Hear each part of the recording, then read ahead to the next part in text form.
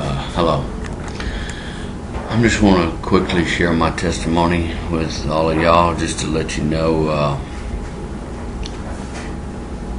what my life was like a little bit before I accepted the Lord and what it's been like since. I'm 48 years old.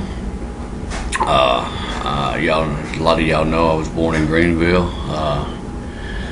I was a drug addict alcoholic for about 28 years of my life. I grew up in your typical normal household. I think I had parents that loved me. My mom and dad divorced, but I had a great stepdad, and he really tried as hard as he could to turn me into a good person. But I just rebelled and fought against the system, I guess. At a young age, I started experimenting with alcohol, and from there, it just kind of started smoking pot.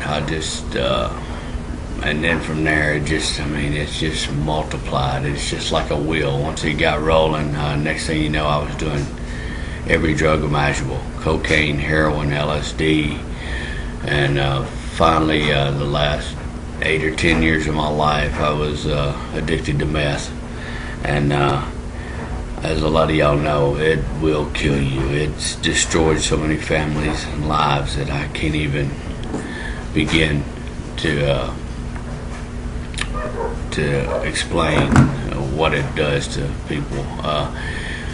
Real quickly, me and my wife had been on drugs for a lot of years. I had a 1-year-old.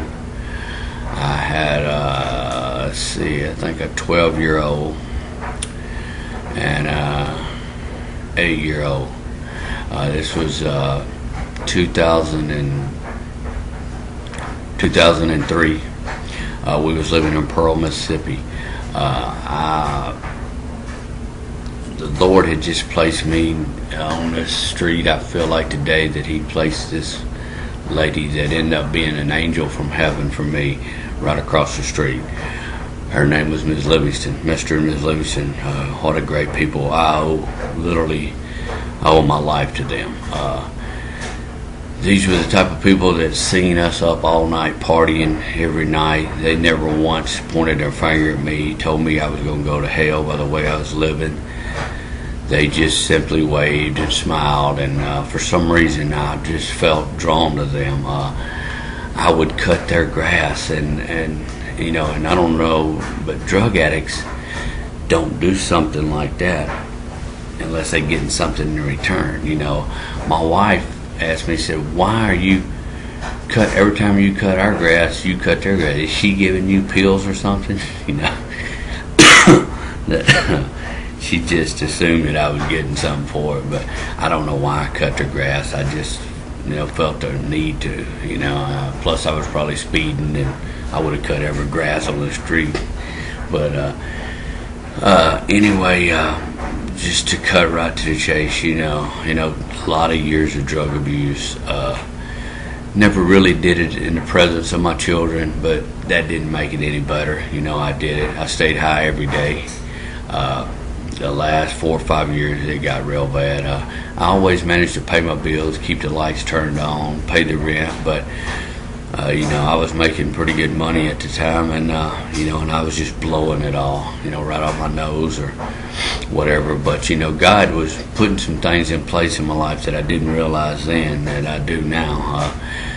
I come home from work on a Friday, and basically there was a note there, and I noticed some things missing, and my wife had taken the children and secretly got them out of school behind my back, told the schools that we were moving and all that, and she had about an 8 or 10 hour head start, and she left Mississippi. She left a note saying that she was tired of living that way, and she didn't feel like she knew me anymore.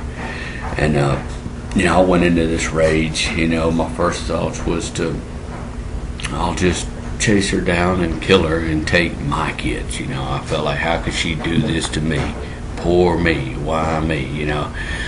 But I ended up face down on the floor, after destroying the house, knocking holes in the walls. So, it was right after Christmas, January 24th, 2003. So you can imagine we had bought our kids a lot of stuff that year for Christmas, and she took none of it. And I remember just throwing stuff and breaking it and still saying, why me? Well, I ended up face down on the floor crying out to a God that I really didn't know that well, asking him, why me? How could this happen to me? Well, I deserve everything I got, the way I look at it. This lady across the street, I don't know what happened the rest of that night. I came home that day like any typical Friday with a filth of whiskey and probably an ounce of weed, and I had been up for a few nights, I think, on speed, and but that night there I never drank, or I didn't use anymore. Well, the next morning, Miss Livingston came across the street and asked me how I was doing. My wife had kind of been confiding in her and told her that she was leaving me, and when she did, I just kind of collapsed on her when she asked me that, and she asked me if I would be willing to talk to her preacher, and I told her, yes ma'am, I'll do anything at this point. And I talked to their youth pastor and, kind of told him what was happening in my life, and he prayed with me, and he told me, he said, Rusty, he said, God is going to protect your children. He said, you just need to worry about yourself for right now, and he asked me if it was okay if a couple of gentlemen from their church came over to my house that night and prayed with me. So I agreed to it, and I had actually forgot about it all that day. And that night I heard the knock at the door, and that's when I realized that I had destroyed the coffee table and there was stuff laying everywhere, and I literally couldn't hardly get the door open for all the debris. And I let them in, and they came in, and people, a point I want to get across here is these were complete strangers, okay? I'd never met either one of them. I know them now. One of them is a friend of mine on Facebook, and if I thanked him every day, it wouldn't be enough. The part he played in this was just amazing, along with Miss Livingston. I feel like they were like literally angels sent from heaven to help me. They came in and we talked a little. One of these gentlemen just happened to be a recovering meth addict. I mean, people, this is not coincidence. A recovering meth addict, a deacon in a church. And he just happened to live right around the corner and go to a church within blocks of my house. I could relate to him immediately. He told me how he struggled with the disease and was at the time winning the battle. He was in recovery, and he told me how he turned his life over to God, and it took away the desire to use and drink, and he told me that we could do something right there that night too if I wanted to. And I remember laughing in his face, because I thought, well, he wasn't as bad as me, because like I say, I was pitiful. I had done things. I had used drugs with women. If you name it, anything, the worst you can possibly think, I did it, and I'm not proud of it. I'm not bragging. And but we knelt down right there in the floor. We kicked the pieces of coffee table out of the way, held hands, the three of us, and he said, we're going to pray. And I told him, I didn't know how to pray. I said every time I prayed, it was only when there was blue lights behind me. I prayed that they didn't pull me over, or when they was searching me, I prayed, please don't let them find it, and God never really answered them prayers for me, and he didn't think that was very funny, and I don't either now, but, I was sick at the time. But anyway, we knelt down right there and we prayed that sinner's prayer. He led me through it step by step, and believe me, I was struggling to just talk. And when I accepted the Lord that night, and I had never been the same since. I hadn't had the desire to use or drink. God has blessed me in so many ways. It would blow your mind if I sit here. I could sit for hours and tell you. When we stood up after kneeling down and praying, I didn't see no burning bush, or I didn't feel no warm, fuzzy sensation. All I know is I was different. You know, the person that knelt down was not the same person that stood up. These complete strangers that I'm telling you about, they came into my house. They turned around and left after we prayed. Hugged my neck. I told them thank you. You know, and there I was, but I was different. I mean, I was changed. God can change you immediately if you just surrender and ask. I got right into a 12-step program and started, you know, trying to learn about this disease that I had and how I could, not only did I drink and use, but I treated people badly. You know, addicts, you know, we just seek and destroy, I guess. You know, I had a lot of anger. I had a lot of character defects, and but you know, I'm still in recovery today. But you know, I can honestly tell you from that day, you know, God did something in my life that's hard to explain. It's a miracle. You know, I don't deserve to be here. I lost a lot of friends over the years to this disease. The two that really stick out in my mind, one of my real close friends was Henry Burns, his brother Dale.